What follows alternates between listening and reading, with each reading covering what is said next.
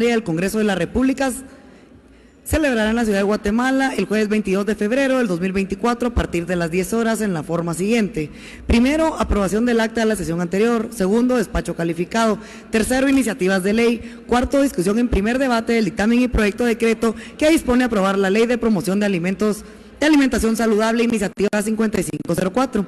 Quinto, discusión en segundo debate de los proyectos de decreto siguientes. A, proyecto de decreto que dispone a aprobar Ley de Fomento y Fortalecimiento del Sistema de Electroescritura Braille, iniciativa 6274. B, proyecto de decreto que dispone a aprobar Ley para la disolución y liquidación del Fondo de Desarrollo de Telefonía Fondetel, iniciativa 5928.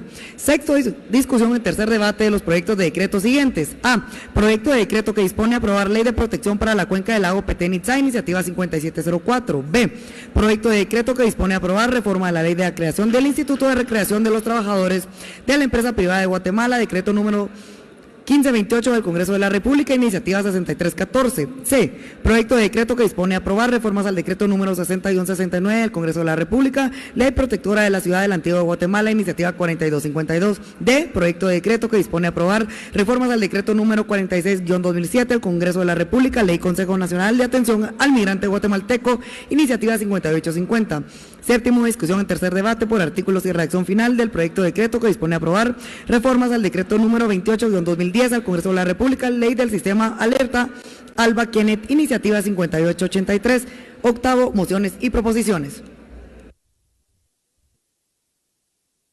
Señores representantes, se hace de su conocimiento que se actualizó el orden del día para la presente fecha en virtud de que la sesión anterior se realizó la elección de un magistrado suplente del Tribunal Supremo Electoral para finalizar el periodo 2020-2026, por lo que se somete a discusión dicho orden del día.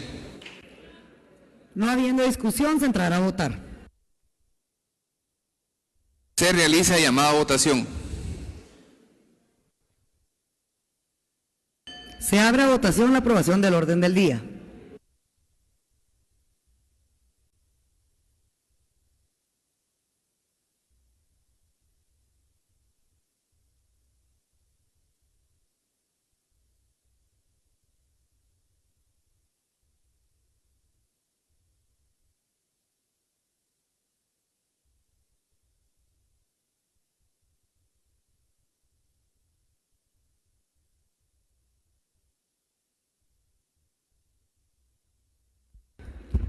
Se hace el último llamado a votación.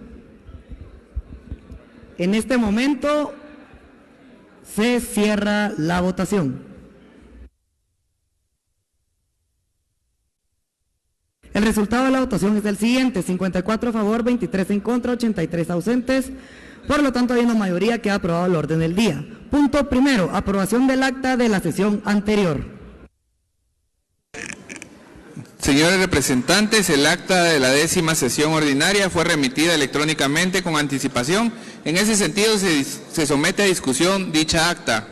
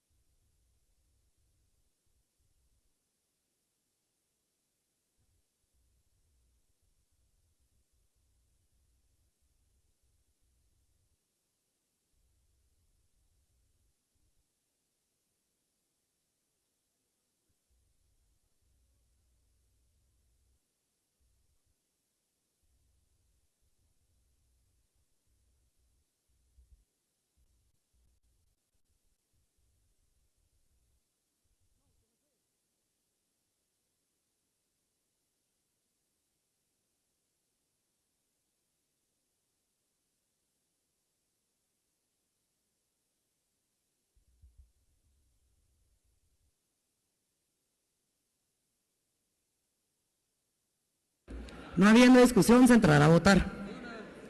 Se abre a votación.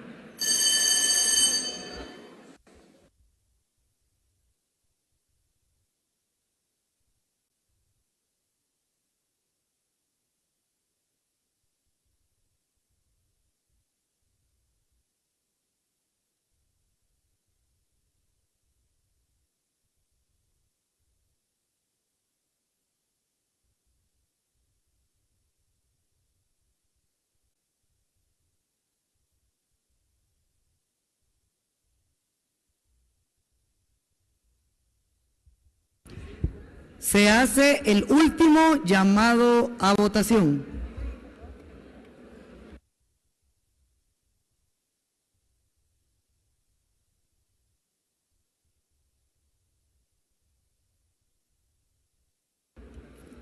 Señores representantes, en este momento se cierra la votación. El resultado de la votación es el siguiente: 55 a favor, 24 en contra, 81 ausentes. Por lo tanto, habiendo mayoría, queda aprobada el acta de la sesión anterior. Punto segundo, despacho calificado.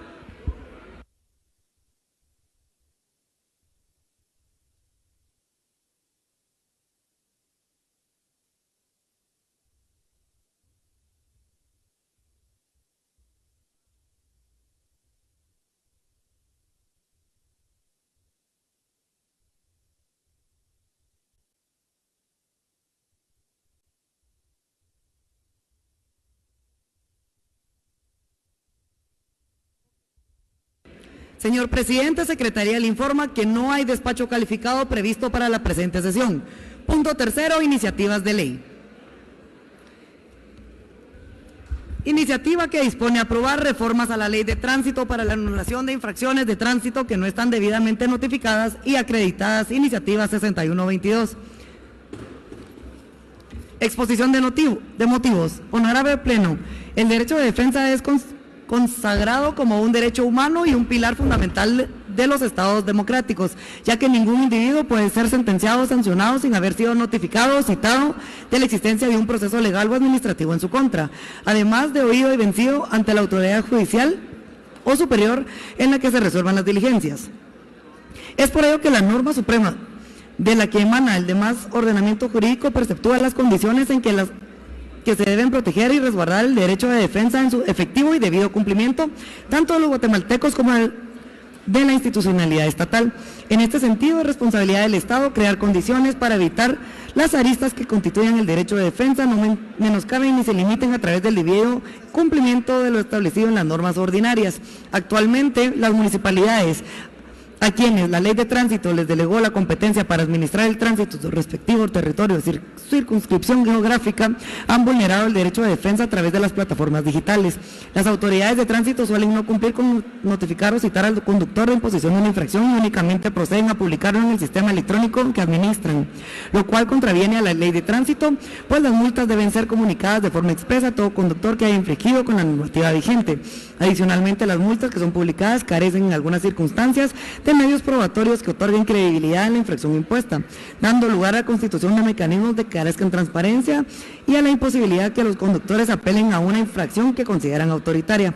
La tendencia de multas corresponde a años pasados del actual, conlleva a que el conductor no pueda imprimir los distintivos electrónicos que permitan la circulación del vehículo, cuestión que la autoridad de tránsito, sin legitimar el derecho de defensa ni acreditar la debida documentación de la imposición de la multa, impone, lo que hace necesario que las infracciones que han sido impuestas sin legitimar el derecho de defensa sean nulas en pleno derecho y no constituyan ningún retroceso ni imposibilidad para el pago de impuestos en materia de circulación. Diputados ponentes: Cristian Álvarez Creo, Rodolfo Noitze Creo. Para su trámite pase a la Comisión de Comunicaciones, Transporte y Obras Públicas para su estudio y dictamen correspondiente.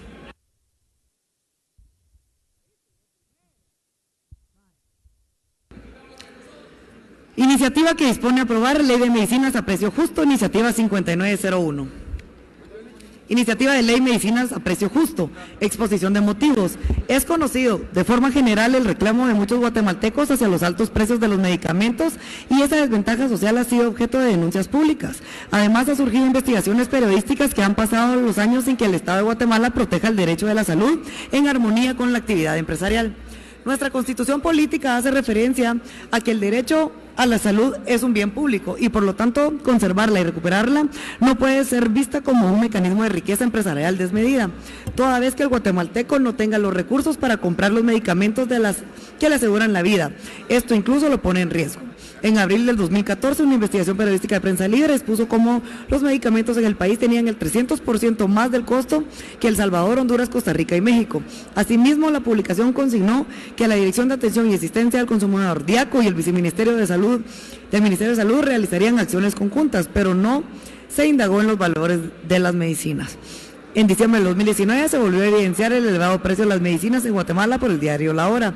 En su publicación, del Ministerio de Finanzas prometió trabajar un mecanismo para mayor competitividad en el área de medicamentos, pero tampoco se ha reformado en la actualidad.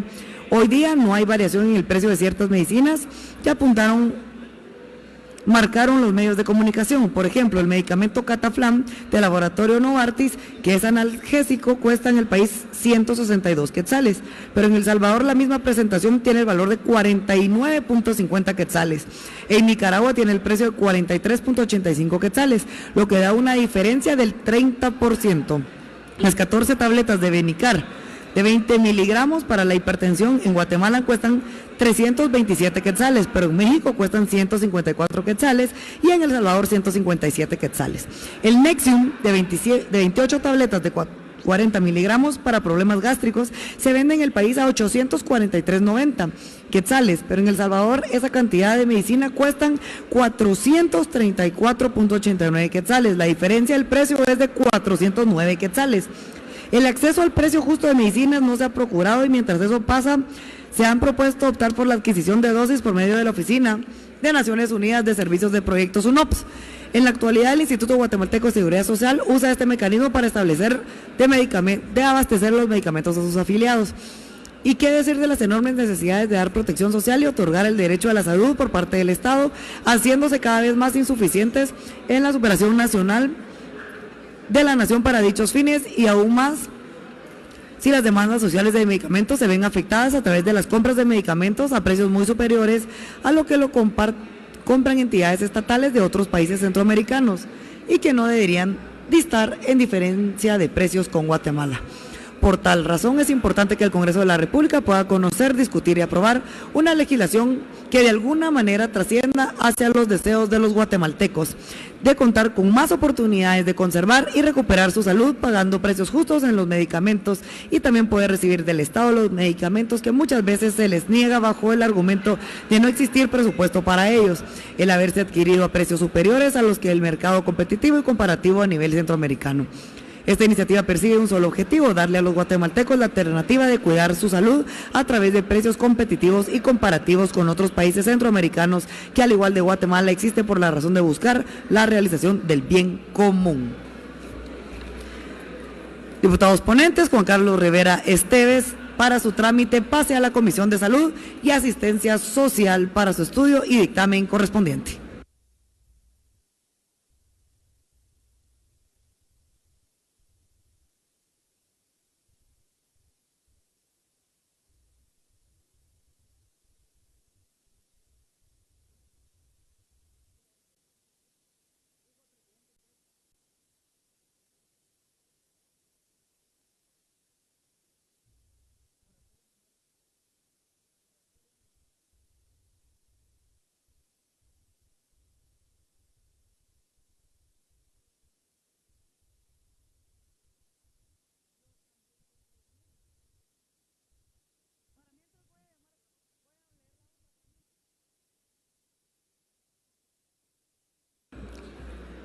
Iniciativa que dispone a aprobar las reformas al decreto número 5192 del Congreso de la República, Código Procesal Penal Guatemalteco, iniciativa 6232.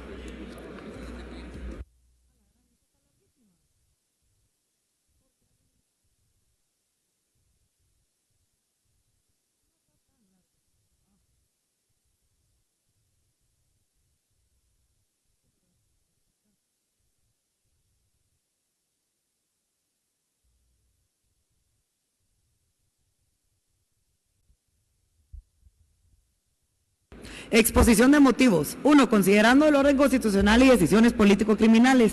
La Constitución Política de la República de Guatemala, en sus artículos 1 y 2, orienta hacia el Estado de Derecho respetuoso a la persona, a la cual se le garantiza, entre otras, la libertad, la justicia y su desarrollo integral. Para lograr estas garantías, la propia norma constitucional parte de las consideraciones que en Guatemala todos los seres humanos son libres e iguales en derecho. A su vez, que ninguna persona podrá ser molestada por actos que no impliquen infracción a la ley.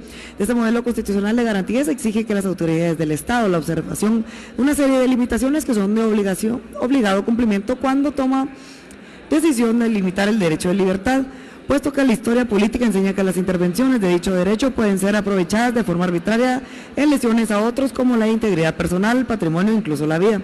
En tal sentido, a partir del principio de supremacía constitucional, las decisiones legislativas orientadas a regular o reformar las regulaciones procesales de tipo penal deben responder a los principios de necesidad, proporcionalidad, presunción de inocencia, debido proceso, tutela judicial efectiva y acceso a la justicia. Esas decisiones legislativas, además de observar los principios básicos de evitar lesionar el derechos fundamentales o bien cuando se intervienen, limitar los efectos de la misma, también deben observar principios orientados a proteger la organización del sistema de justicia, prioritariamente el de la dependencia e imparcialidad, así como aquel que por el cual se establece la división de funciones de persecución penal y juzgamiento. Al cuidado de ambos conjuntos de principios respetuosos de ese modelo garantías, la decisión legislativa de reformar los medidas de tipo cautelar en el proceso penal implica observar el artículo 13 de la Constitución Política de la República, contempla en la consideración de la Corte de Constitucionalidad el principio de excepcionalidad de la prisión preventiva, pues que es restricción que corresponde a garantizar la realización de los fines del proceso penal y no puede ser informada por los fines de la pena, en donde puede afirmarse que surge la necesidad de diversificar las medidas que mantengan a la persona cercana al proceso. Estas consideraciones de criterios respetuosos del principio de inocencia, así como en las consideraciones en pro del ciudadano de las investigaciones y de la protección de la integridad de la víctima. En estas consideraciones constitucionales puede reafirmarse que el día de hoy las regulaciones del proceso penal guatemalteco en torno a las medidas de coerción y cautelares no responden estrictamente a la misma, razón por la cual se hace necesario ser reformadas a partir de 3 decisiones político-criminales. A. La detención de una persona y su sometimiento a un proceso penal requiere de un amplio catálogo de medidas de coerción que permitan dar vida al principio de excepcionalidad de la prisión preventiva. B. La garantía que un acto de prisión plenamente motivado por razones suficientes para creer que la persona ha participado en la comisión de un delito, en caso de delitos con determinada complejidad o con pluralidad de sujetos imputados. Requiere de la utilización excepcional de un plazo que permita la comparecencia plena, que garantice los recursos de primera declaración. Y C. El derecho de toda persona a acceder a un sistema de justicia que procure el respeto de los derechos de audiencia y defensa. Con estas decisiones, la discusión de reformas a las medidas de coerción interioriza el modelo de garantías y dota al proceso penal con un marco normativo que supera la mera consideración temporal de duración, así como otras encaminadas únicamente en la excarcelación simple. Es tarea del sistema de justicia, particularmente de la Corte Suprema de Justicia, en su deber de proveer la tutela judicial efectiva, asegurar las condiciones necesarias para que las políticas judiciales y la organización jurisdiccional las haga eficientes y funcionales. 2. Sobre el contenido de la propuesta de la reforma. 2.1. Primera declaración. La verificación de la protección de los derechos del detenido y el derecho de participación de la víctima en la primera declaración para la solicitud de una medida de coerción. La propuesta presenta la reforma de los numerales 3 y 5 del artículo 82 del Código Procesal Penal, en donde se regula el desarrollo de la audiencia de primera declaración, añadiendo al numeral 3 la posibilidad de verificación de los requisitos constitucionales exigibles durante la detención. Asimismo, excluyendo la forma y proporcionalidad del uso de los medios y armas durante la detención. Con ello, el modelo constitucional de garantías de protección a personas ante la detención permite ser verificados judicialmente interiorizando que la jurisdicción penal sea un operador constitucional coherente con los intereses de limitación a los posibles abusos de autoridad contra el derecho fundamental de libertad e integridad personal. En la reforma numeral 5 de dicho artículo se incluye la forma taxativa, la participación de la víctima y que el querellante adhesivo en promover una medida de coerción con el cual se da la capacitación efectiva para que la víctima exponga las situaciones que considera deben ser valoradas para considerar la protección, que no encontrarse sujeta a las represalias o conductas que puedan poner en riesgo su patrimonio, integridad personal o su vida. 2.2. Medida temporal de coerción. Es excepcionalidad de medida de coerción sin la existencia de un auto de procesamiento. La decisión de no afectar el derecho de libertad personal mediante una medida de coerción tiene como requerimiento constitucional previo y necesario que la persona quede sujeta al proceso penal mediante el auto de procesamiento, el cual no podrá ser dictado sin que recurran razones suficientes para considerar que la persona ha participado en el delito. Para lograr que dicho auto de procesamiento se encuentre razonablemente motivado, el órgano jurisdiccional debe garantizar que los derechos de audiencia declaración del imputado en donde se argumente sobre la posibilidad de ligar o no a proceso. Por la complejidad de ciertos casos o bien pluralidad de sujetos detenidos relacionados a los mismos hechos, el derecho de tener la palabra los abogados defensores dentro de la misma declaración, así como las declaraciones del imputado, debe ser dada de forma diligente y cuidado a los principios de presunción de inocencia, proporcionalidad, excepcionalidad y necesidad, razón por la cual en algunas ocasiones no es posible concluir con un periodo de tiempo dentro del mismo día, debiendo extenderse por más horas dentro de los días siguientes. De tal razón se introduce la figura de medida temporal de coerción, que implica la posibilidad de dictar una de las medidas de coerción regulada en el Código Procesal Penal para sujetar a la persona en esa primera declaración, que debe ser informada por el principio de continuidad de audiencia. En caso de la medida fuera privativa de libertad, esta no puede superar los 5 días. 2.3. Reformas a las consideraciones de peligro de fuga y de obstaculización para la averiguación de la verdad, consideración de los elementos objetivos.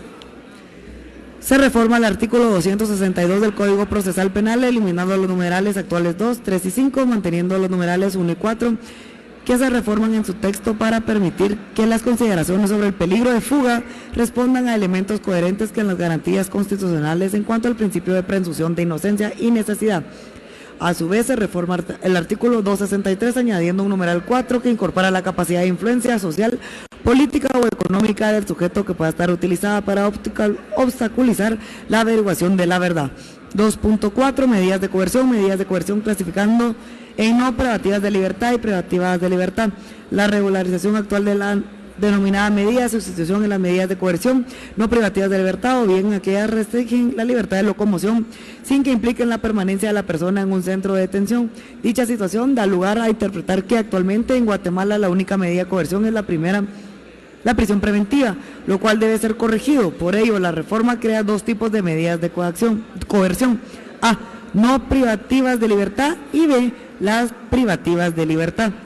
En el primer grupo se incorporan aquellas que necesarias para garantizar incluso la libertad bajo palabra, con lo cual el órgano jurisdiccional cuenta con la más amplia posibilidad de medidas procesales de tipo cautelar sin afectar las relaciones sociales, laborales y familiares de la persona. En cuanto a las privativas de libertad, se consideran la detención residencial, la cual es desarrollada en sus criterios. En la propuesta de la reforma añade el artículo 264 cuarter al Código Procesal Penal. Como segunda medida privativa de la libertad queda la prisión preventiva, teniendo como último ratio en su consideración. Para ambos tipos de medidas es importante considerar que se ha tomado en cuenta la ley vigente de control telemático, introduciendo normas que complementan aquella legislación que con estas reformas procesales. 2.5. Unidad de inspección de medidas de coerción.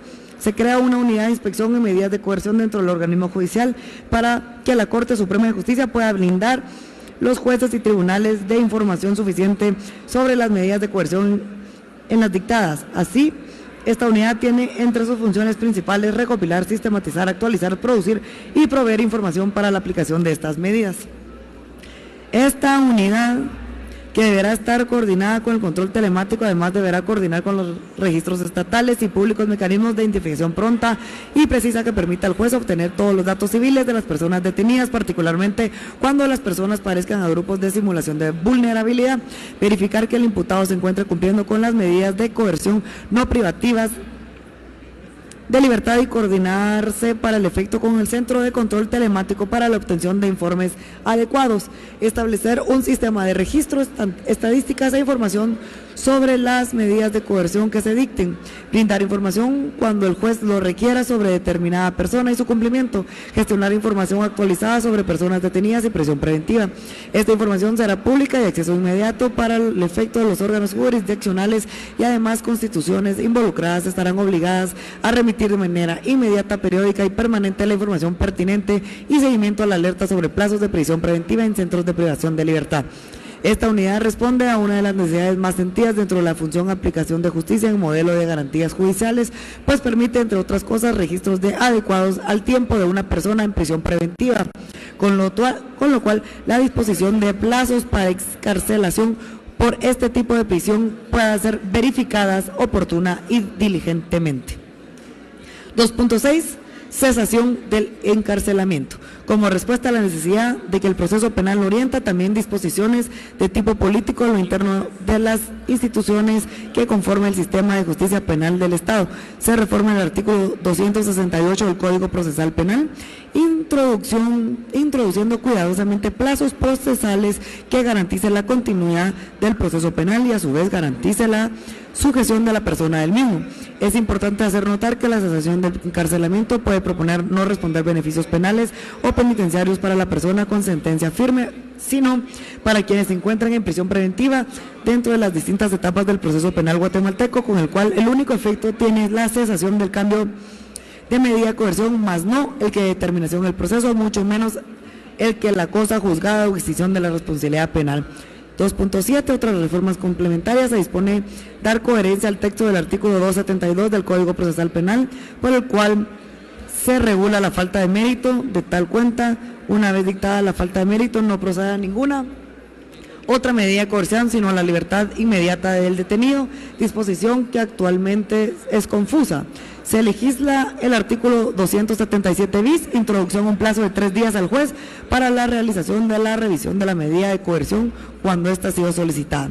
Se supone la reforma del artículo 320 del Código Procesal Penal para armonizar con el artículo 13 de la Constitución Política de la República, por el cual previó una medida de coerción siempre debe exigir el auto de procesamiento y no a la inversa como actualmente se lee en el texto del artículo citado.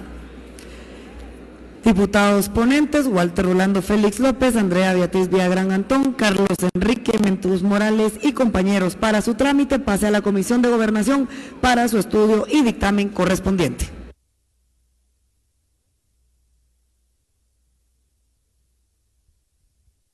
Señor Presidente, Secretaría le informa que no hay más iniciativas de ley previstas para la presente sesión. Punto cuarto, discusión en primer debate del dictamen y proyecto de decreto que dispone a aprobar Ley de Promoción de Alimentación Saludable.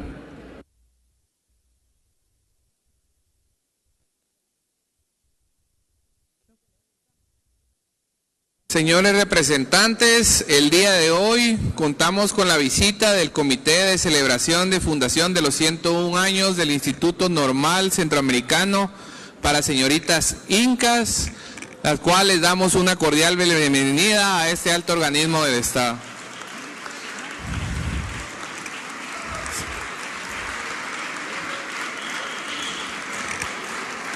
Asimismo, también nos visita la Asociación de Niñas Coincidir, también a las cuales le damos una cordial bienvenida a este alto organismo del Estado,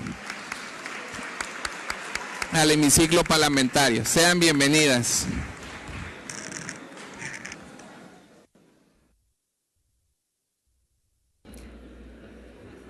Dictamen de la iniciativa Registro 5504, Ley de Promoción de Alimentación Saludable. Honorable Pleno, con fecha 9 de octubre del 2018, el Honorable Pleno del Congreso de la República conoció la iniciativa de ley identificada como Registro 5504, que dispone a aprobar Ley de Promoción de Alimentación Saludable, y dispuso que dicha iniciativa de ley se remitiera a la Comisión de Desarrollo Social para que conjuntamente y de acuerdo a lo establecido en los artículos 39, 41 y 43 de la Ley Orgánica del Organismo Legislativo, se efectuara el estudio, análisis y dictamen correspondiente. 1. Antecedentes, datos generales. El sobrepeso y la obesidad se ha convertido en una preocupación a nivel mundial debido a su alta prevalencia, al rápido crecimiento poblacional, al efecto nocivo para la salud que ocasiona entre los individuos que las padecen y la carga económica que provocan en los servicios de salud. Organizaciones de salud alrededor del mundo coinciden en que los principales factores que promueven el sobrepeso y la obesidad y las enfermedades no transmisibles relacionadas a la nutrición son la ingesta alta de alimentos ricos en azúcares, grasas y sal, la actividad física inadecuada o insuficiente, los malos hábitos alimentarios y la exposición a la promoción y publicación desmedida de alimentos y bebidas a los que la población está constantemente expuesta. Datos relevantes a nivel mundial. Cada año mueren como mínimo 2.8 millones de personas por estas causas. La obesidad infantil es uno de los problemas de salud más graves del siglo XXI. El 63% de la población mundial vive en países donde el sobrepeso y la obesidad causan más muertes. En América Latina y el Caribe, 58% de las personas viven con sobrepeso. La obesidad ha impactado de manera desproporcionada a las mujeres. En más de 20 países de América Latina, la tasa femenina es del 10 puntos mayor a la de los hombres. La obesidad en la niñez y la adolescencia ha sido considerada como una epidemia. El sobrepeso y la obesidad son factores de riesgo en el desarrollo de las enfermedades no transmisibles como la diabetes mellitus, las enfermedades cardiovasculares y algunos tipos de cáncer. Los determinantes que conlleva el sobrepeso y la obesidad consisten en efectos que operan a niveles diferentes a la causalidad, desde los factores individuales inmediatos hasta los más distantes, factores ambientales, económicos y sociales. Existe una fuente de evidencia que vincula el sobrepeso y la obesidad como factor de riesgo para algunas enfermedades no transmisibles, tales como las enfermedades cardiovasculares, respiratorias crónicas, algunos tipos de cáncer y diabetes. En los países del SICA, las ENT ocupan el primer lugar en la tasa de mortalidad, particularmente las enfermedades cardiovasculares. Carga económica. Es esencial reconocer el peso de los diversos factores que favorecen a la epidemia del sobrepeso y la obesidad para poder informar y desarrollar políticas, acciones relacionadas con la salud y regulación que favorezcan su prevención y control. Se requiere reducir la carga económica y social impuesta por la obesidad, cuyas causas son conocidas y prevenibles. Esta carga contribuye al empobrecimiento de la pérdida de la productividad de la población, la cual afecta negativamente al desarrollo humano. Por lo tanto, es imprescindible adoptar medidas específicas que responden de forma coordinada en el ámbito local, nacional, el problema del sobrepeso y obesidad. Datos nacionales. El 71% de los adultos viven en el departamento de Guatemala y el 66% de quienes habitan en el resto del país padecen de sobrepeso y obesidad, según una encuesta efectuada en el 2016 por el Programa de Enfermedades Crónicas No Transmisibles del Ministerio de Salud. Los resultados del estudio efectuado por el departamento de Guatemala y se hacen deducciones para el resto del país. Señala que el 33% de los adultos tienen obesidad y el 38% sobrepeso. La situación de la niñez y adolescencia se refleja en la encuesta de salud materno-infantil 2014-2015, que indica que el 20% de los niños menores de 6 meses tienen sobrepeso y obesidad. Además, el 5% de nuestros niños tienen padecimientos. Entre menores de 5 a 10 años el porcentaje sube a 8%.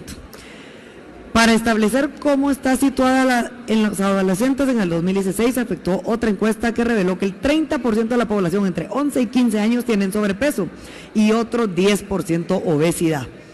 La ENSMI también evidencia que el crecimiento del problema se registra en la población obesa, más que en la que tiene sobrepeso. Los registros de la unidad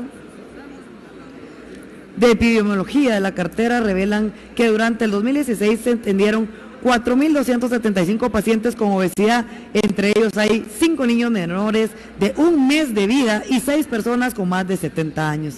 La información revela que Guatemala es el departamento con más casos de obesidad, pues que en el 2016 fueron 1.245 atendidos.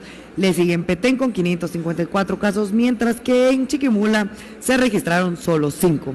Todas estas enfermedades causan el 68% de las muertes en el país y se incrementa con los años. Para el 2003, el 8.4% de la población adulta era diabética y en el 2010 el 19%. Pero en la encuesta del año pasado se encontró el 33% ya padece la enfermedad, a lo que se suma el 18% de prediabetes.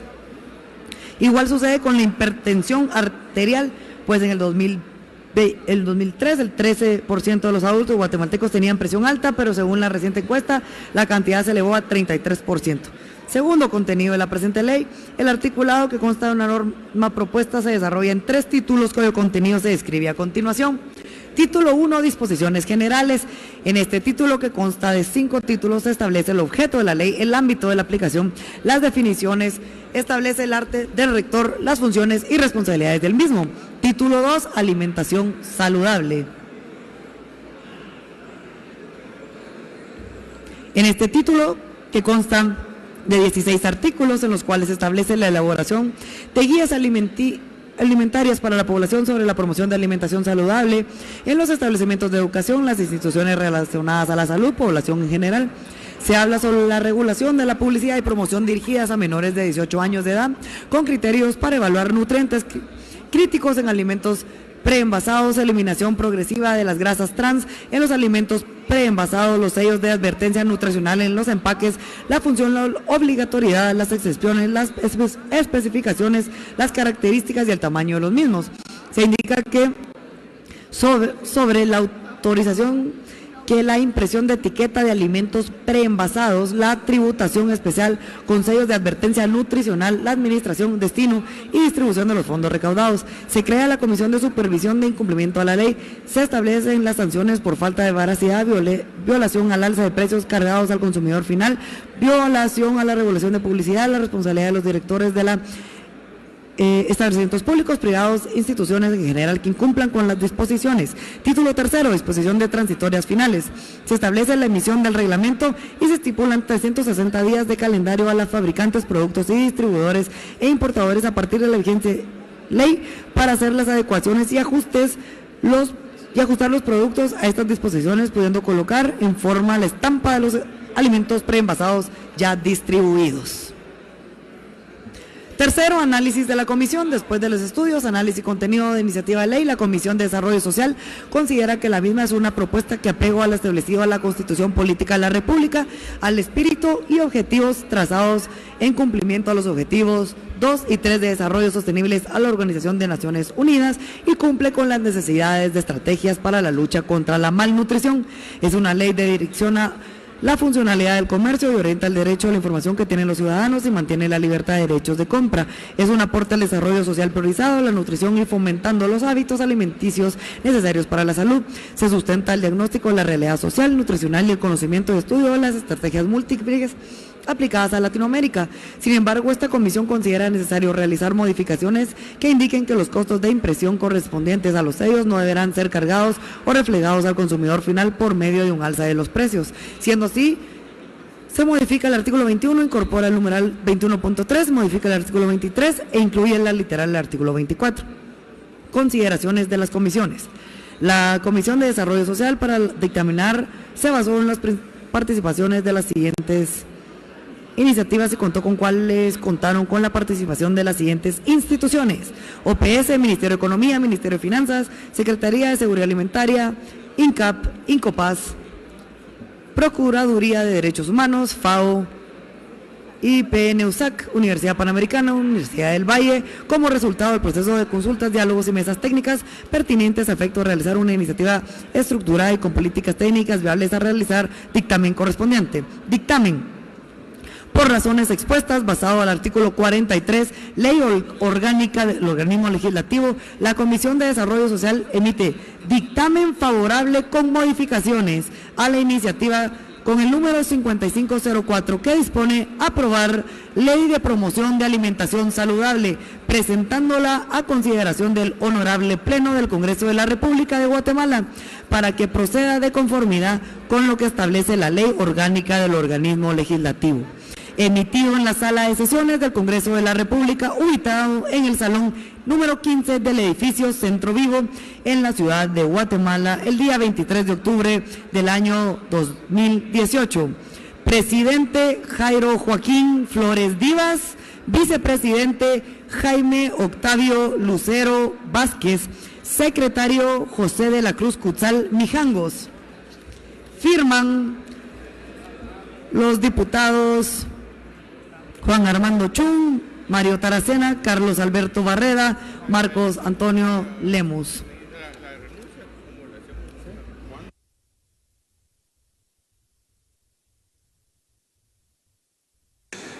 Se somete a discusión en su primer debate el dictamen y decreto leído por Secretaría. No habiendo discusión, se reserva para su trámite siguiente. Se hace constar que se discutió con la presencia de 2/3 partes del número total de diputados que integran el Congreso de la República.